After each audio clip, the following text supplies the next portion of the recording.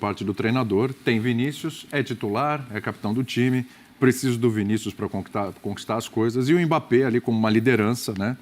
Também deixando bem claro ali a forma que tem que proteger, que o elenco tem que fazer e como até o torcedor pode ser improdutivo fazendo esse tipo de coisa, né? Acho que o torcedor também tem direito de vaiar, mas no final, né?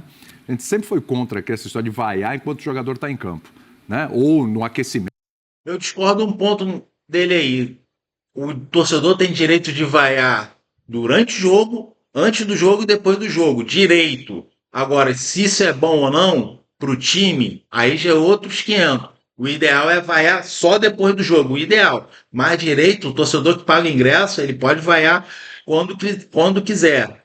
É bom para o time? Vai ser bom, saudável para o time vaiar durante o jogo? Eu acho que não. Eu quando vou para o Maracanã, se eu tiver que vaiar, só vou vaiar depois do jogo. Mais direito o torcedor tem. Tá pagando ingresso? Isso é contraproducente. Isso é o fim do mundo. Você é favorável a isso?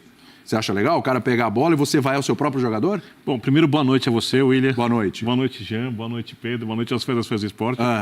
Eu concordo que é contraproducente. Totalmente. Para a grande maioria dos jogadores. Claro. Mas o torcedor tem direito de vaiar. Ele faz o que ele quiser. O que eu falei, não, peraí, eu concordo. O torcedor tem o direito de vaiar, no final. Eu não vaio o jogador, é contraproducente. A gente mesmo aqui estava falando, claro, são proporções diferentes, né? Mas a gente cansou de falar aqui do torcedor do Flamengo vaiando o Hugo no aquecimento. Proporções diferentes, para ser bem claro, Vini Júnior e Hugo. E o Vini Júnior é um cara com casca grossa e tal, etc. Mas, gente, você vaiar o seu próprio jogador enquanto ele está em campo, ele pega na bola. Você viu ali? Ele pega na bola, vaia. Gente, você tem a torcida adversária, que nem está ali no campo, mas a torcida adversária para fazer isso. Quando o jogador é o tipo negligente, que anda em campo... Fala que é uma ingratidão danada, hein? Eu entendo. Mas aí já vou abrir o assunto com todo respeito. Quando ele anda em campo. Não é o caso do Vini. Isso, para mim, diz mais sobre o madridismo do que sobre o Vini Júnior.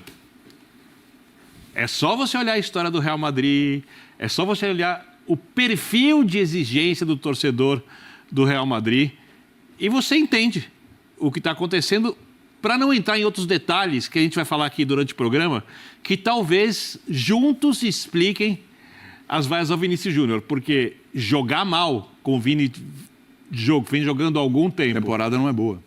Mas isso faz parte do futebol. Exatamente. O que o atleta não pode é, repito, ser negligente, é não se esforçar, isso ele não é não tentar cumprir as ordens do técnico, é não querer ganhar os jogos. Eu acho que o Vini Júnior não se encaixa em nada disso. Então, para mim, essas vaias... e não estou protegendo o Vini Júnior, mas sim, pegando um cara que tem gols em 2 finais de UEFA Champions League e está na história do Real Madrid, tão jovem, para mim isso diz muito a respeito do madridismo, muito mais do que sobre qualquer coisa do Vini Júnior, mas depois eu explico isso ao longo do linha. Então, isso aí, Pedro, é ingratidão ou dá para entender um pouquinho mediante as últimas coisas? A gente sabe como é que a relação com o Xabi não foi das melhores, tem alguns episódios envolvendo o Vinícius Júnior, até com relação ao Gonzalo e tal. Tem alguma justificativa para isso? Algo que você entende o porquê disso, desse momento? Claro, a fase não é boa, a temporada não é legal. Algo justifica ou é uma tremenda ingratidão do torcedor do Real Madrid? William, tudo bem? Tudo bem? Boa noite, abraço a você, Vitor, Jean, fã do esporte aqui com a gente de novo. Eu acho que tem muita explicação, né? Eu acho que a gente não precisa ir muito longe para entender o que é o Vinícius Júnior em Madrid. Acho que o Vini nunca teve paz em Madrid.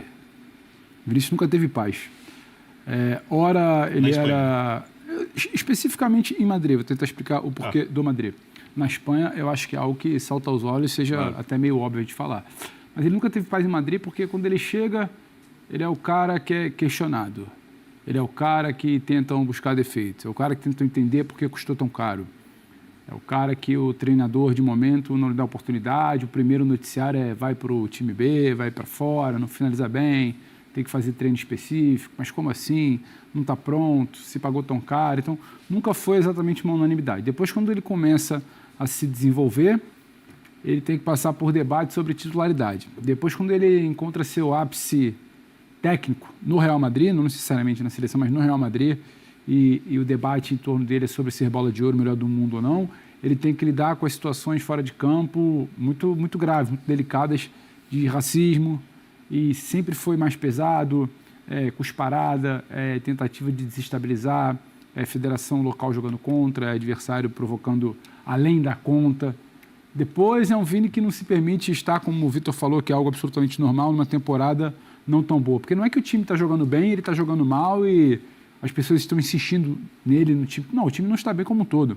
Assim como o Vini, o Bellingham também é muito vaiado. Também foi. Comentava, o Valverde chegou a ser vaiado em algum momento. Então, assim, nunca foi fácil para o Vini. Então, talvez isso tudo, o Vini nunca teve... Eu acho que o Vini tem muito mais uma sensação de falsa unanimidade aqui, pra gente, quando a gente fica naquela de protagonismo, melhor do mundo, último brasileiro melhor do mundo, o que ele pode entregar a sensação, do que exatamente experimentar essa sensação de unanimidade no real. Então ele não tem talvez essa capa de uma unanimidade. Talvez, sim, pela cor da sua pele, talvez, infelizmente, talvez por não ser um madridista, talvez por não ser um espanhol, talvez por não ser como eles queiram, e ele tem que encarar sempre isso desde sempre, né? No Madrid, e aí a tolerância fica menor, mas nunca houve um momento de paz para o Vini. Então, um mínimo desequilíbrio, a mínima instabilidade técnica dentro de campo, vira isso aí. Então, pessoal, eu concordo muito com o que o Pedro Ivo está falando. Não é só por ser o Vini Júnior o melhor jogador lá. Parece que tem alguma coisa ali com o Vinícius Júnior que ele atrai alguma coisa... dos espanhóis, ele atrai, sei lá, tem uma certa rejeição, essa é a palavra que eu queria usar, uma rejeição pelo Vini Júnior desde o princípio dos espanhóis, e aí acaba que com o Real Madrid, como ele joga no Real Madrid, então a torcida sempre foi mais paciente com ele, sempre o apoiou, porém agora que ele não está jogando nada, então essa coisa que acaba gerando, não sei se é comportamental, essa rejeição dos espanhóis pelo Vinícius Júnior, além dele ser negro, mas lá tem vários negros, tem racismo lá, um racismo muito forte, mas tem outros negros que não sofrem o preconceito que o Vinícius Júnior. Então tem alguma coisa que faz os espanhóis ter essa reação, essa rejeição pelo Vinícius Júnior. Inclusive agora até a torcida do Real Madrid está muito forte, são vaias muito intensas, são cobranças muito fortes que eles têm feito ao Vinícius Júnior, e para mim não é só sobre jogar, sobre o jogo dele, porque o time todo está mal, o Mbappé está mal, por que eles não vaiam na intensidade o Mbappé, o Bellingham, por quê? Então fica a questão aí que para mim vai muito além de somente futebol. Eu concordo muito com o que o Pedro Ivo falou. Então vamos voltar aqui ao vídeo. Acho que é algo maior, não é algo só para o Vini. Fica mais explícito ali, o próprio Hoffman traz esse relato, porque está lá, acompanha o dia a dia, os jogos no estádio, de que sim, a vaia para o Vini é maior, para o Bellingham também existe, mas acho que é por isso. O Vini nunca experimentou uma sensação de unanimidade em Madrid. Então está sempre mais pesado para ele. E aí talvez isso tudo vai ajudar a explicar agora o que está acontecendo e vai ajudar a gente a desenhar quando ele sair do Real Madrid, que é algo que me parece estar muito próximo de acontecer. Talvez na próxima janela de verão da Europa, no meio do ano. E aí é por isso, há uma insatisfação. E aí quem sou eu para falar que o Vini se irrita, que o Vini discute, que o Vini bate, que o Vini está incomodado no túnel, sabe? Sempre foi muito pesado para ele lidar com isso tudo. Então talvez explique essa sensação de nunca ser uma unanimidade, se reflete e explica, como o Vini falou, muito mais do que é o madridismo e também muito do que o Vini tem que encarar sempre. Eu acho que hoje é um retrato disso tudo. Agora também passional. É um gol no mata-mata de uma Champions, é um gol num clássico, é uma sequência de 3, 4 jogos resolvendo. Ele tem muita qualidade para isso. E a coisa também muda um pouco de figura, porque o torcedor, infelizmente, é assim, tem um pouco de razoabilidade nessas manifestações. O Jean, você acha que uma saída do Real Madrid é uma derrota para o Vinícius Júnior ou é um caminho natural e até o melhor para ele? O que você acha? Tudo bem? Tudo bom? Boa noite. Então, a saída do Vini Júnior, para mim, para ele continuar jogando bom futebol, ele teria que sair não do Real Madrid, mas da Espanha, cara. Ele já lutou muito, já batalhou muito lá com relação a esse problema do racismo. Eu acho que ele podia ir para a Premier League. Na verdade, eu acho que ele podia vir para o Flamengo, né? Não, mas falando sério, ele podia ir para a Premier League. Com certeza, num time grande lá, ele iria brilhar e ia respirar novos ares, né? Mas então, eu não lembro quando o Vinícius Júnior, o contrato dele acaba, mas eu sei que ele tava para renovar, mas aí com o Xabi Alonso ele não estava indo bem e parece que não estava se entendendo muito bem com ele. E o Xabi Alonso até sai muito por conta dele, é o que se fala por aí. e aí acaba que ele não renova. E agora, com esses problemas todos, o Vinícius Júnior já falou que ele não vai ficar onde ele não se sente bem. Ele não quer ficar onde ele não se sente bem. Então, Vini Júnior, aonde você vai se sentir melhor é aqui no Mengão. Então, vem para o Flamengo. Seja feliz aqui no Flamengo. É óbvio que a multa dele agora é totalmente praticável. O Flamengo vai pagar 40 milhões de euros no Paquetá. Parece que fez uma oferta de 30 mais meta, 35 milhões de euros. O West Ham já recusou, mas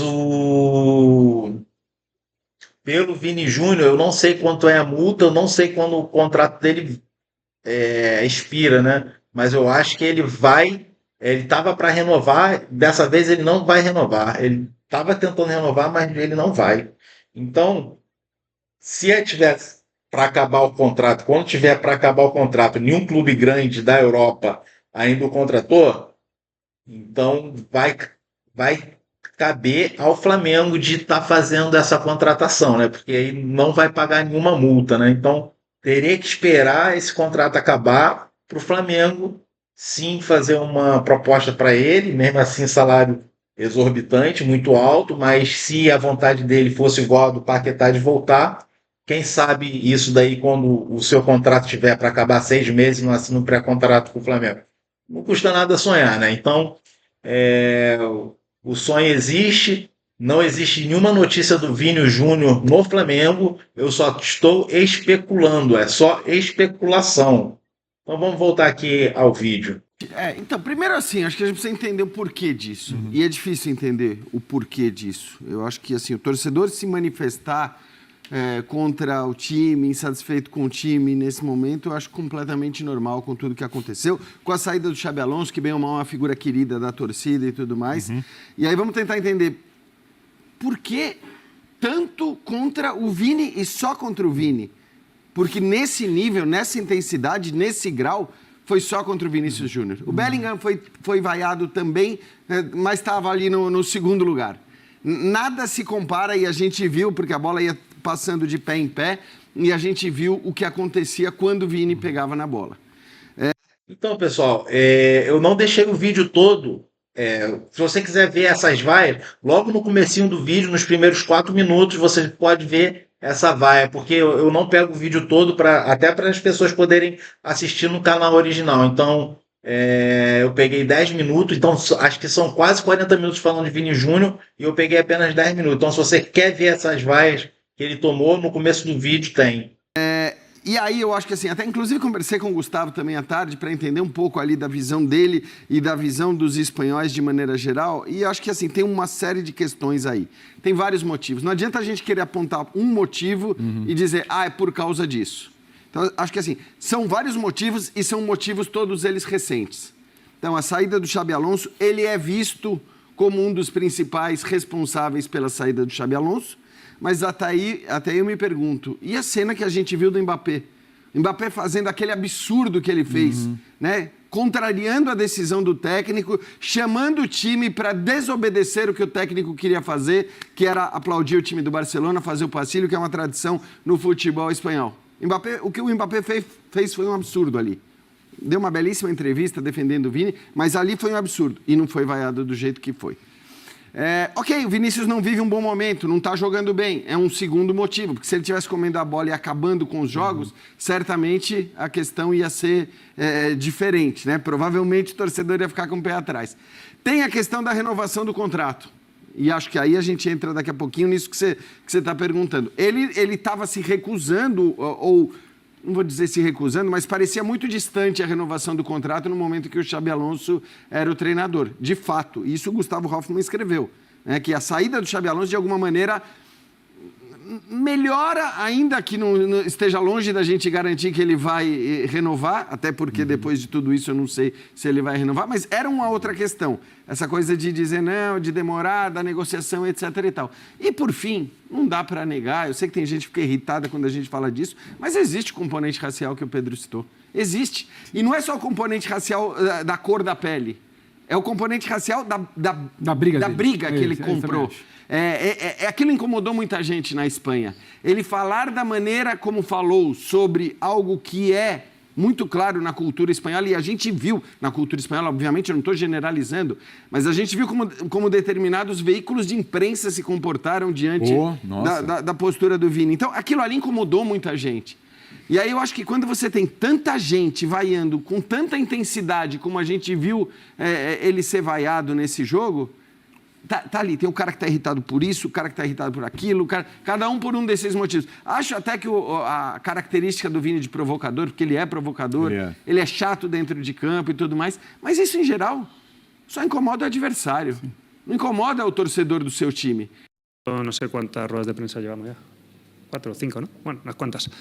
Es un futbolista fantástico, un jugador excepcional, de los que quiero que tenga el balón cuantas más veces mejor en el pie, porque es muy desequilibrante. Yo, como entrenador del Real Madrid, si quiero tener opciones de ganar títulos, necesito a Vinícius. Lo necesito en el campo, no fuera de campo. Os recados estão dados, estão bem claros, né?